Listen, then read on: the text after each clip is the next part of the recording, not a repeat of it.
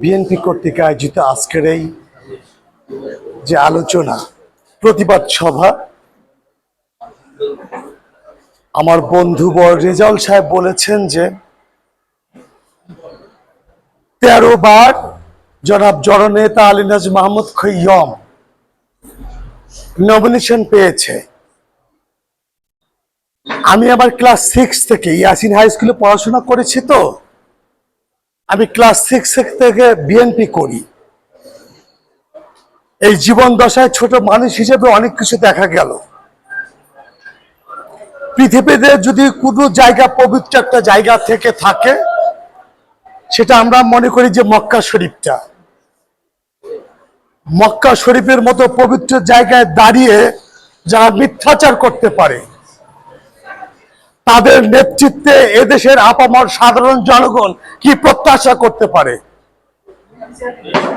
আমার দোস্ত শহীদ ও বিএনপি করে ছোটবেলা থেকে। আমরা মনে করলাম যে আপনারা নমিনেশন পেয়েছেন। যারা মূল বিএনপি করে অ্যাডভোকেট আসলাম মায়ের সাথে রয়েছে, শহীদের জন্য একটা মিষ্টি আপনাদের পয়সায় হয় নাই। আপনাদের কত বড় দুর্ভাগ্য! যদি সৎ সাহস থাকতো, দিনের বেলাতে শহীদের দোকানে গিয়ে একটা মিষ্টি দিয়ে আসতেন। আপনারা এত বড় ভীতু, এত বড় অসহায় যে রাতের অন্ধকারে একটা খালি মিষ্টির প্যাকেট ঝুলিয়ে দিয়ে আসছেন। তার মানে কি? যদি আপনারা নমিনেশন পান, আমাদের ভোট আপনাদের লাগবে না। কিন্তু আমার নেতা, পদ্মা পাড়ের আশার আলো, রাজবাড়ী জেলা বিএনপির বিপ্লবী যুগ্ম আহ্বায়ক, সেন্ট্রাল কৃষক দলের বিপ্লবী সহ সভাপতি, রাজবাড়ী জেলা বিএনপির একমাত্র কান্ডারি, ধানের শীষের কান্ডারি জনাব জননেতা অ্যাডভোকেট আসলাম মিয়া, তার যে ভাষা, তার যে আচরণ, তার যে গতি, সেখানে আলীনাজ মাহমুদ খৈয়ম তার কাছে ছোট্ট সোনামণিটি। অ্যাডভোকেট আসলাম মিয়া রাজনীতি বোঝে, তার বিকল্প রাজবাড়ীতে এক আসনে আমি আর দেখি না আমার জীবন দশায়। আমি প্রত্যেকটা দ্বারস্থ হইতো, জনগণের প্রত্যেকটা দ্বারস্থ মানুষের দাঁড়িয়ে যেয়ে দেখেছি আসলাম মিয়াকে দল বল নির্বিশেষে সে ধানের শীষের প্রত্যাশী। ধানের শীষ পেলে সে বিপুল ভোটে নির্বাচিত এমপি হবেন ইনশাল্লাহ। আমরা অনেক বলতে জানি, অনেক বলবো না। শুধু একটা অনুরোধ করি, যারা সিনিয়র নেতৃবৃন্দ রয়েছেন, 18 তারিখে এই গল্পটা প্রচার হবার পরেই, আমাকে ভুল হলে ক্ষমা করবেন, 19 তারিখেই শক্তভাবে একটা প্রতিহত করা উচিত ছিল রাজবাড়ী জেলা বিএনপির পার্টি অফিসে।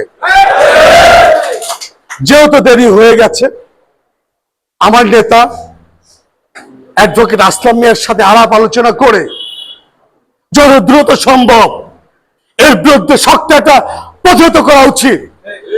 আমরা বিএনপি করি আসলামের নেতৃত্বে, আমরা বিএনপি করি তফাজ্জলের নেতৃত্বে, আমরা বিএনপি করি আমার আবুল হোসেন গাজী মহোদয়ের নেতৃত্বে, আমরা বিএনপি করি আমার সাবেক আহ্বায়ক দুলাল ভাইয়ের নেতৃত্বে, আমরা বিএনপি করি দেশনেত্রী বেগম খালেদা জিয়ার নেতৃত্বে, আমরা বিএনপি করি প্রাণের প্রতি তারেক জিয়ার নেতৃত্বে, আমরা বিএনপি করি অ্যাডভোকেট লিয়াকত হোসেন বাবু, অ্যাডভোকেট কামরুল সাহেবের নেতৃত্বে। বিএনপি আমরা রাইট ট্র্যাকে আছি। আর যারা রয়েছে অন্যের দিকে, বিএনপিকে ধ্বংসের চক্রান্তে যারা সারা জীবন লিপ্ত ছিল, আমার কে যেন এই বক্তব্যে বলে গেছেন, যাদের নেতৃত্বে দেশ নায়ক তারেক রহমানের মাজা ভেঙেছে, যাদের নেতৃত্বে কোকো মৃত্যুর সাথে পাঞ্জা লড়ে বিনা চিকিৎসায় মৃত্যুবরণ করতে হয়েছে, দেশনেত্রী বেগম খালেদা জিয়ার চিকিৎসার জন্য বাইরে দিতে পারে নাই, এই চক্রান্তের লোকজনই আবারও চাচ্ছে রাষ্ট্রনায়কের একমাত্র সন্তান তারেক জিয়া যেন দেশে আসতে পারে। তাদের বড় এক চক্রান্ত, তার না আসার মধ্য দিয়ে একটা নির্বাচন, জাতীয় নির্বাচনের দিয়ে তারা খবরদারি করতে চায়। ইনশাল্লাহ আসলাম মিয়া যতদিন বেঁচে আছে, রাজবাড়ীতে যাতা করার কোনো সুযোগ নেই। সকলকে আবারও এই সংস্কারপন্থী অন্যায়ের বিরুদ্ধে দৃঢ় প্রতিবাদ করে আমরা আসলাম মিয়ার নেতৃত্বে আবারও শক্তভাবে আমাদের যে কার্যক্রম আছে আমরা পরিচালনা করব। এই প্রত্যয়ে আমরা অ্যাডভোকেট আসলাম মিয়াকে ধন্যবাদ জানিয়ে আমি আমার সংক্ষিপ্ত লেকচার শেষ করছি। বাংলাদেশ জিন্দাবাদ, বাংলাদেশ জাতীয়তাবাদী দল বিএনপি জিন্দাবাদ। সকল